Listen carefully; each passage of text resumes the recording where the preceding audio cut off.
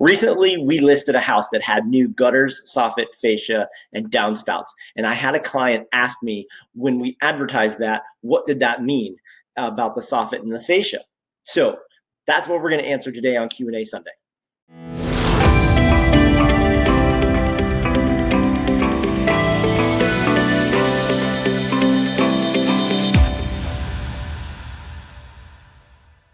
Welcome to Q&A Sunday. I'm Rich Dallas with Berkshire Hathaway, the Dallas-Fincham team. And on today's episode, we're going to tackle some common roof terminology, what it means, and we're going to dive a little bit into the roofs just because we had a client who asked, what is soffit and fascia? So we'll start right there. Soffit and fascia. Soffit is the underhang. So like if this is your roof, you have a pitch here, you're going to have a part of your roof that overhangs the edge, and underneath that is called the soffit. The front part that kind of looks out to the street, that is the fascia. So think of the fascia as kind of like the trim piece that you would have on the edge of your roof.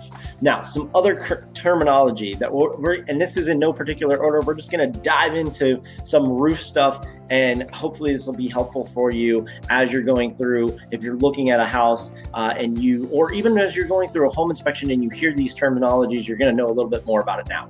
Flashing. Flashing is what goes around a chimney or pretty much anything that comes through the roof, and it ties what comes out of the roof into the shingles.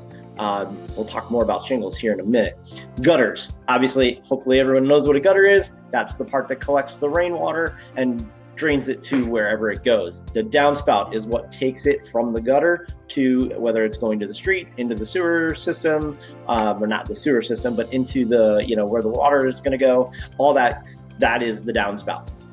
A ridge vent. So on the very top of your roof, a lot of times a house will have what's called a ridge vent, and that is to let air out of the attic so it can continue to circulate air through the house.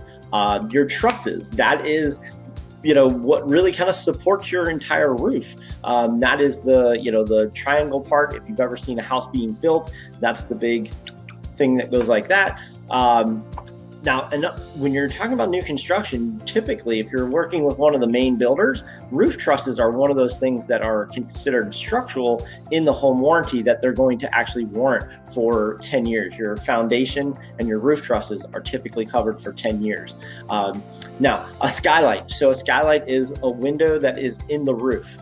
Usually we'll see those in a lot of bathrooms. Sometimes you'll see them in family rooms, morning rooms, all kinds of times there. Now, let's talk a little bit about the styles of roof. So a gable roof is the one that just kind of comes to a peak like most places. A hip roof is when you kind of clip that corner off and it kind of comes down. Instead of going to a straight peak, it comes down on an angle this way.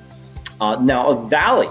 A valley in a roof is where two kind of peaks come together and they would kind of form a valley. And that's where the water would run down into the gutter and then go down the downspout. It's all tying together. All right. And then a dormer. So a dormer is those little windows that kind of stick out from the roof. So the roof is going to be like kind of here. It's going to stick out a little bit. It kind of looks really cool. Those are really neat ways to give some element of detail to the front of your house or the back of your house or wherever the dormer sticks out. It also adds a little bit of extra space into most likely a bedroom. Sometimes they're in the attic. And then last but certainly not least, we want to just touch on the different types of roofing material that we see in our area. 99% of all roofs in our area on residential houses are going to be shingles. They're either asphalt shingles, composition shingles, either one, but it's going to be typically just a shingle. That's what's going to be on the majority of all the roofs in our area. Another one is rubber. Rubber roofs are typically found on commercial buildings or on a flatter surface because of the pitch. You can't have a shingle on less than, I believe it's a 112 pitch.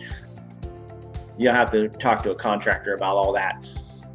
Metal roofs are becoming more and more popular, especially in our area, and I'm sure probably around the country as well. One of the things that we have a lot of towards the city, especially in places like Mount Lebanon, are slate roofs. The benefit of a slate roof is they last for like next to forever.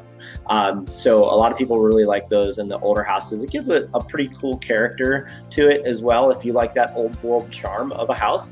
And then last but certainly not least, we certainly don't have many of them here, but clay tiles are also a common roof, finish, but we don't have a lot of those around here. Actually, I can only think of one house in our area that I really can think of that has it. And it's only because it's on a main road and I drive by it all the time. Anyway, that's a little bit about roofs. I hope this was helpful. Again, if you, as always, have a question you want to hear answered on a future episode, reach out to me, reach out to someone on the team. My number is 412-965-6387. And we got to say hi to Brooklyn back there. She got a little cameo in today's episode. All right. Happy Sunday to you and enjoy the rest of your day. Take care.